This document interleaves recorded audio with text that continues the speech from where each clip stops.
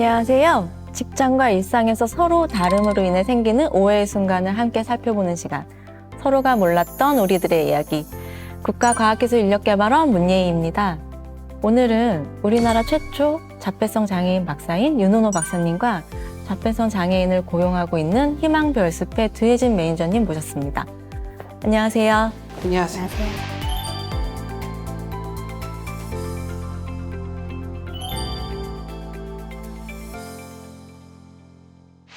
박사님, 대학에서 교수 생활 그리고 연구원 생활도 하신 걸로 알고 있는데요. 저희가 진행하고 있는 포용성장 사업 중에 장애 대학생을 과학기술계 연구원에 매칭해서 방학 기간 동안 직무 실습을 할 수 있도록 지원하고 있는데요. 진행을 하다 보면 다양한 장애 학생들 중에 자폐성 장애 학생을 어떻게 대해야 하는지 가장 고민이 많으시더라고요. 박사님이 생각하시기에 자폐성 장애인을 대할 때 어떤 점이 가장 중요하다고 생각하시는지 궁금합니다. 그 이전에 궁금한 게 있는데 현재 자폐대 학생들이 직접 연구기관에 출근하고 있나요? 네. 올해 같은 경우에는 한국한의학연구원 그리고 한국지질자원연구원에 매칭됐고요. 여름방학 동안 출근했었죠. 네, 아주 좋은 소식인 것 같네요.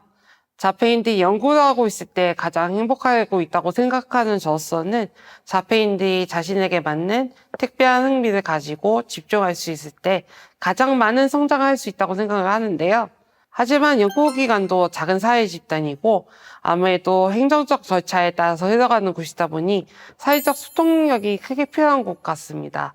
그러다 보니 자폐인의 경우 연구기관 안에서 생각하고 말하는 방식이 비자폐인들과 다르다 보니 거기서 가장 큰 어려움이 있을 것 같고, 특히 보안 사업의 경우에는 보안 인식을 가지는 등을 어떻게 해야 될지 어려움이 있을 것 같습니다. 현장에서 대하시는 연구원님들께는 죄송하지만 당사자가 흥미를 가질 만한 연구원의 사업과 연계를 가져주셨으면 좋겠고요.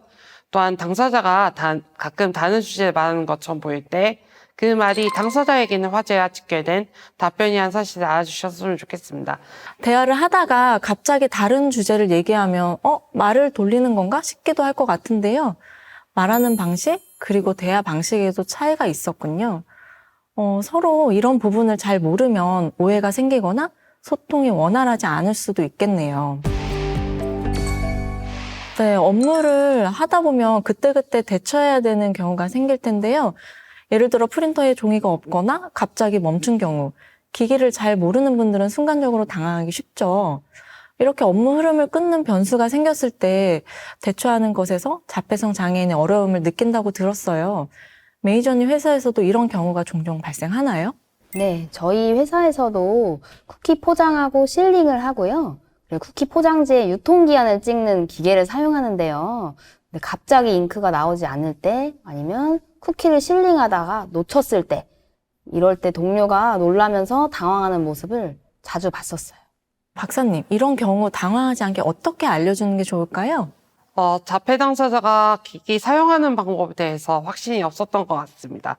특히 낯선 환경에 혼란을 느낄 수 있어서 신규 직원의 경우에는 자주 활용하는 사무기기나 업무에서 사용하는 기구의 조작 방법에 대해서 상세히 알려주고 새로운 업무나 상황에 대해서 무엇보다도 체계적으로 설명하는 게 필요해 보입니다.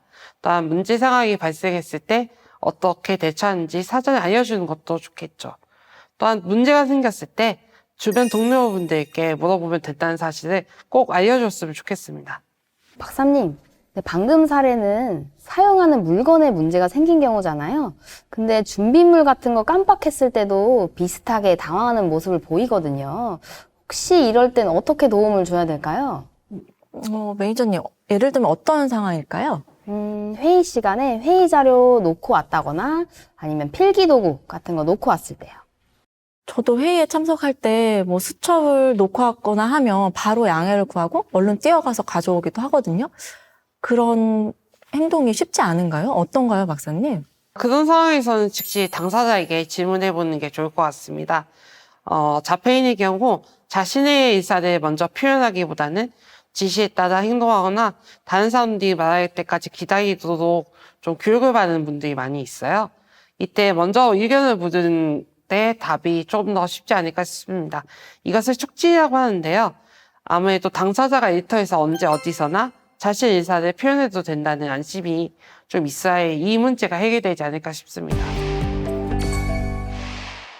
네, 자폐성 장애인들이 감각에 민감하다고 하는데 특히 소리에 민감하다고 들었어요. 자폐성 장애인이 갑자기 큰 소리를 듣거나 아니면 특정 상황에서 돌발 행동이 나타나는 걸 봤는데 매니저님도 이와 비슷한 경험이 있을까요? 네. 저희가 이제 소방점검 때문에 소방벨이 좀 크게 울릴 때가 있었어요. 근데 이때 귀를 막거나 너무 긴장하는 모습 때문에 저희가 귀마개를 드린 적도 있었고요. 이런 모습들이 있었습니다. 네, 박사님 이렇게 소음에 민감한 이유가 뭔가요? 네, 그 감각 장애라고 불리기도 하고 어쨌든 자폐인이 태어났을 때부터 귀나 또는 촉각이라든가 시각이라든가 이런 것들에 대해서 민감한 경우를 좀 보이는 경우가 많습니다. 그럼 박사님, 그 돌발 행동이라는 게 있잖아요. 그건 어느 상황에서 일어나게 되는 걸까요? 예, 과거의 상처가 갑자기 떠오르거나 또 다른 생각들이 떠올랐기 때문인 것 같습니다. 예, 자폐인의 경우 과거의 부정적인 상황을 오랫동안 기억하는 경우가 많은데요. 반면에 스트레스 대처 경험이 좀 적은 편입니다. 특히 그동안 이렇게 상동행동이라고 불려서 제거의 대상처럼 여겨졌던 자기자극 행동이 최근에 자폐인의 스트레스를 줄이는 역할을 했다는 사실이 밝혀졌습니다. 이런 자기자극을 하지 못하게 주변에서 막다 보면 스트레스가 더욱 쌓여서 돌발 행동이 나타나기도 합니다. 그런데 박사님, 저희도 가끔 혼잣말을 하고 일이 잘 안 풀리거나 문제가 생기면 화를 내기도 하잖아요. 그런데 자폐성 장애인 행동에 왜 유독 당하게 되는 걸까요? 자폐인의 소통 방식이 신경 전형인과 달라서인 것 같습니다. 우리가 저 멀리 다른 나라에 가 있으면 그 나라 사람들과 많이 되지 않아서 답답하고 그들의 이상한 풍습에 때로는 불쾌함을 느끼기까지 하는데요. 이처럼 자폐인들도 같은 언어를 쓰더라도 사고와 소통하는 방식이 다르다는 것이 최근에 밝혀진 바 있습니다. 네, 장애의 특성을 듣고 보니 이해가 되는데요. 그럼 매니저님은 동료들이 돌발 행동을 보일 때 어떻게 대처하시는지 궁금해요. 일단 1차적으로는요, 이제 외부 자극 차단을 위해서 혼자 있을 조용한 공간으로 같이 갑니다. 그리고 이제 심호흡이나 편안한 환경 골라보거나 벽밀기 등 이제 각자의 방법으로 안정을 취할 수 있게 도와줍니다. 이걸 저희는 마음 스트레칭이라고 부르는데요. 그리고 이제 진정이 됐다면 직원과 면담을 진행하고 마음 상태를 확인하게 됩니다. 박사님, 이런 방법으로 대처하면 괜찮을까요? 예, 저는 좋은 대처라고 생각합니다. 제가 스코틀랜드에 특수학교에 간 적이 있는데요. 각 교실마다 당사자의 감정적 상황을 완화할 수 있는 조용한 공간을 실제로 제공하고 있더라고요. 박사님 이야기를 하다 보니까 저희가 그 장애 학생들을 연구기관에 매칭한다고 말씀드렸잖아요. 이런 사례도 있을 것 같아요. 만약에 이제 실험실에서 실험도구 같은 걸 옮기다가 바닥에 떨어뜨려서 깨지거나 했을 때 굉장히 당황할 것 같거든요. 그런 경우에 자폐 당사자들한테 옆에 좀 피해 있으라고 하고 주변 동료들이 도와주는 게 나을까요? 아니면 같이 정리하는 게 나을지 궁금하거든요. 강사자의 감각 특성마다 좀 대처 방법이 달라질 텐데, 저는 일단 국가 연구기관에 오시는 분들이라면 시험실 등에도 들어갈 수 있는 분이라고 생각하고, 그렇기 때문에 당사자가 직접 처리할 수 있도록 도와주는 게 낫다고 생각합니다. 매니저님, 동료들하고 여러 업무를 진행하면서 어떤 상황을 제일 어려워한다고 느끼셨어요? 제가 생각하기에는 동료들이 이제 기존 업무 외에 새로운 업무가 생겼을 때 가장 많이 긴장을 하거나 당황해하는 모습이 가장 많이 보이는 것 같아요. 특히 제과팀 업무를 하다 보면 기존 업무 외에 상황 변수가 많거든요. 그래서 다양한 업무 경험이 있는 동료들도 갑자기 업무 내용이 바뀌었을 때는 너무 어리둥절해하거나 아니면 이 방법이 맞는 건지 반복적으로 질문할 때가 있습니다. 박사님, 이렇게 새로운 업무나 방식을 설명해야 할 때 어떻게 하는 게 좋을까요? 실제로 연구원에 입사해서 장기간 근무하다 보면 한 가지 방식의 실험이나 업무만 하기는 어려울 것 같아요.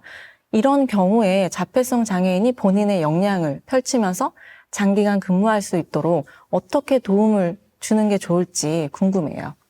저도 상당히 고민이 되는 질문인 것 같습니다. 아무래도 이게 당사자마다 너무 케이스가 다르다 보니까 그럼에도 불구하고 일단은 연구원이니까 제가 봤을 때는 그런 당사자의 경우에는 연구 역량이 어느 정도 갖춰져 있을 거라고 생각하고 답변드리도록 하겠습니다. 일단 인문 설계에서는 큰 문제가 없을 것 같습니다.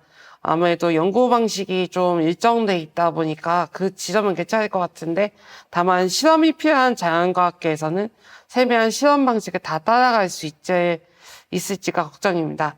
근데 아무래도 이공계학과에서 잘 적응하고 있는 분이라면 그 정도를 이미 배우고 왔으리라고 생각하고요. 업무에 필요한 프로그램 사용 방법을 모르는 경우가 많이 발생할 텐데요.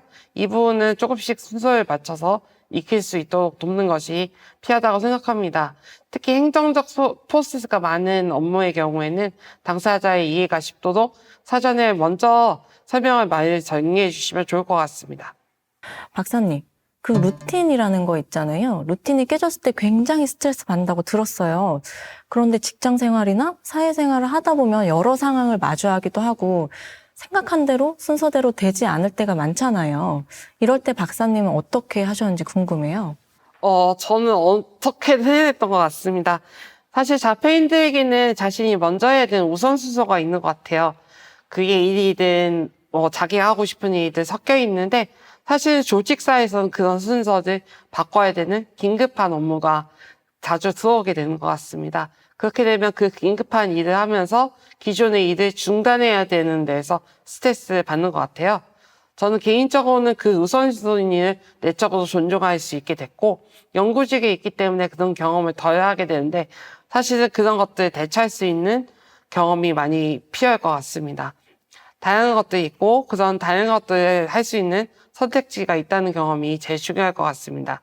사무 업무보다 연구 업무가 좀 더 많다면 이런 스트레스가 조금 줄어들지 않을까 생각도 듭니다. 네, 조직 생활을 하다 보면 동료들과 식사를 하게 되는데요. 구내 식당이 있으면 가기도 하고 나가서 사 먹기도 하고요. 자폐성 장애인 동료와 식사할 때 특별히 배려해야 되는 점 있을까요? 네, 제 경험을 설명드리면 제가 청년 인턴 제도를 활용해서 특정 연구기관에 있었던 적이 있었는데 그때 항상 밥을 사주셨는데 어느 날 이제 제가 많이 먹지 않는 게를 먹게 된 거예요. 게 크랩 같은 거 말씀하시는 거죠? 예, 게절임, 네네. 게장을. 게장, 네. 간장게장 같은 거? 네, 그런 네. 것들을, 당사자마다 또 싫어하는 음식이 있을 수 있거든요. 근데 사실은 그런 것들도 경험일 수도 있으니까 먹어볼 경험을 주시는 것도 좋겠지만 또 그런 것들에 있어서 정말 싫어하는 경우에는 또 배려가 필요할 것 같습니다. 그리고 저희 자폐인들이 여러 요인으로 많이 먹고 빨리 먹게 되는데 그런 경우에도 이해가 필요할 수도 있겠지만 사실은 대화를 하면서 좀 느리게 먹을 수 있도록 도와주시는 게 사실 대화를 하면서 밥을 먹는 게 사실은 그 조직 내에서의 밥을 먹는 이유잖아요. 그러다 보니까 그런 지점들 도와주시면 감사하겠습니다. 네, 지금까지 자폐성 장애인 동료를 대하면서 궁금했던 점, 또 어떤 배려가 필요한지 이야기 나누었는데요. 두 분 오늘 어떠셨나요? 저는 자폐성 장애인의 행동 특성을 그동안 모르셨던 분들이 조금이나마 열린 마음을 가지고 바라볼 수 있었으면 합니다. 그리고 일단 박사님과 함께 대화를 나눌 수 있어서 너무 좋은 시간이었어요. 예, 저도 회사에 적응했던 제 경험을 되짚어보는 신선한 시간이었던 것 같습니다. 네, 박사님. 마지막으로 한 가지만 더 여쭤볼게요. 자폐성 장애인을 대할 때 동료든 학생이든 최소한 이런 거 정도는 지켜줬으면 좋겠다 하는 것이 있을까요? 예, 오늘 이야기를 들으시면서 국내 자폐인들도 연구 활동을 할 수 있다는 사실에 많은 연구자분들이 놀라셨지 않을까 생각합니다. 사실 해외에서는 자폐 대학원생이라든가 교수님이라든가 그리고 의사들이 생각하시는 것보다 많습니다. 또한 한국에서도 사실 우리 주변에 자폐인처럼 보이지만 장애 등록은 돼 있지 않은 그런 분들도 많이 계신데요. 그런 분들이 그 주변에 계시다면 그 연구자분들의 장점과 다양성을 살려주신다면 좋지 않을까요? 네, 말씀 감사합니다. 사회 안에서 구성원 중 한 사람으로 조금은 다른 점을 이해하고 함께하는 것이 중요하다는 생각이 들어요. 함께해주신 두 분 감사합니다. 네, 시청해주신 여러분 감사합니다.